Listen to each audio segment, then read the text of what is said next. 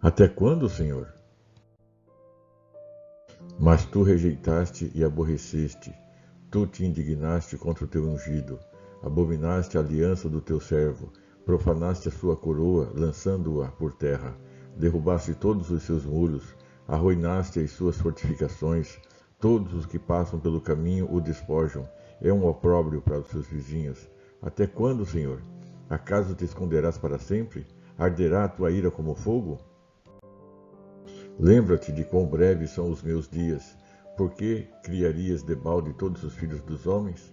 Que homem há que viva e não veja a morte? Livrará ele a sua alma do poder da sepultura? Senhor, onde estão as tuas antigas benignidades que juraste a Davi pela tua verdade? Lembra-te, Senhor, do opróbrio dos teus servos, como eu trago no meu peito o opróbrio de todos os povos poderosos, com o qual, Senhor, os teus inimigos têm difamado, com o qual têm difamado as pisadas do teu ungido. Bendito seja o Senhor para sempre. Amém e amém. Salmos 89, versículos 38 a 40 e de 46 a 52. Quando chegamos a esta terceira e última parte do Salmo, é difícil acreditar que faz parte do mesmo Salmo das duas partes anteriores. O Salmo, até esse estágio, tem sido sobre o amor e a fidelidade da aliança de Deus. As promessas do Senhor não correspondem à realidade que ele vê ao seu redor. Este terceiro estágio começa com "mas tu". A profundidade das emoções é evidente nos verbos que o salmista usa.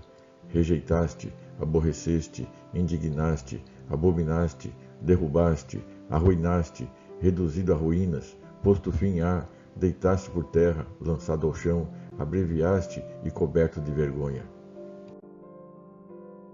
Não está claro se isto é decorrência do exílio ou alguma outra humilhação nacional. O salmista fica surpreso com o sofrimento que vê ao seu redor. Como Deus pôde fazer isso? A ira do salmista está reservada para o Senhor e não para os inimigos.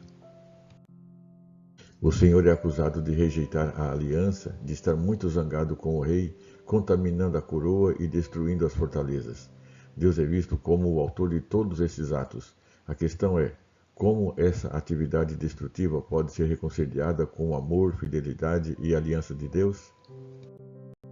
Deus permitiu ao inimigo saquear as posses do rei e entregou a vitória nas mãos do inimigo. Quando Deus estava lutando por seu povo, eles eram invencíveis. Agora que o Senhor está lutando contra seu povo, sua derrota é inevitável. Em vez de o rei ser vestido com as vestes de louvor, ele está envolto no manto da desgraça.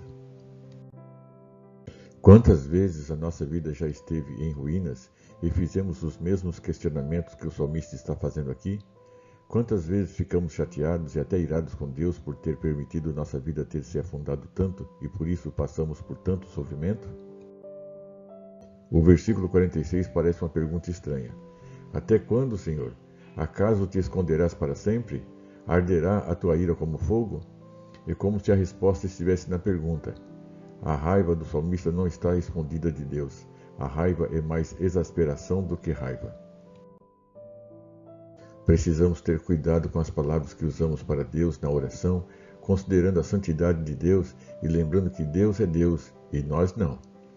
A incapacidade do salmista de compreender o julgamento de Deus pode estar em sua incapacidade de entender o que o pecado e a desobediência fazem. Diante desse quadro, precisamos com honestidade fazer a seguinte pergunta: qual seria o comportamento do povo de Deus se Deus estivesse dando a punição segundo o que mereciam? A diferença entre a parte anterior do Salmo e esta parte é que, na parte anterior, o salmista estava dizendo o que cria, mas agora ele está expressando como a realidade que ele vê ao seu redor parece conflitar com o que ele acredita. Nossa vida também é assim. Aprendemos teologia lendo um livro de teologia sistemática, aprendendo o básico da doutrina cristã na IBD ou ouvindo a pregação, e aprendemos o que a Bíblia diz sobre Deus e seu relacionamento conosco. Mas então, as coisas acontecem na vida e nos perguntamos: como isso se relaciona com o que aprendi? Às vezes é difícil resolver isso. A resposta é ser honesto com Deus e tentar expressar como nos sentimos. Precisamos ser reverentes com Deus, mas também precisamos ser honestos. Este salmo mostra que o problema nem sempre é resolvido imediatamente. Pode levar mais tempo para o salmista estar pronto para a resposta. O salmista sabe que a resposta está na palavra de Deus. Deus deixou claro o que aconteceria se o coração das pessoas se afastasse de Deus. Às vezes, podemos saber a resposta, mas não estamos dispostos a enfrentá-la. Ainda assim, uma descrição honesta de como nos sentimos diante do Senhor é importante. A lição que aprendemos aqui é como é importante apresentar o estado atual da igreja ao Senhor em oração. Por outro lado, aprendemos na história de Jó que tempos de tribulação nem sempre está relacionado ao nosso pecado. Esta parte é mais difícil de entender. Os amigos de Jó acreditavam que só os pecadores sofriam, mas a palavra de Deus nos deixa aquela história para entendermos que nem sempre é só isso. O sofrimento tem outras causas e precisamos entender tudo isso, mas nem sempre temos paciência para esperar a resposta de Deus. Muitas e muitas vezes ele demora demais, segundo o nosso relógio. Aprendemos nesta última porção do Salmo 89 que, apesar de ter perguntas sem resposta, o salmista afirma a necessidade de louvar ao Senhor. Meu irmão e minha irmã, que tenhamos a coragem de ser honestos nos nossos sentimentos diante de Deus, mas que confiemos em todas as promessas que Ele nos fez e que, mesmo quando tudo parece indicar o contrário, Ele continuará a cuidar de nós. Amém? Tenha um dia abençoado e até a próxima. Pastor Devanir Caetano da Silva.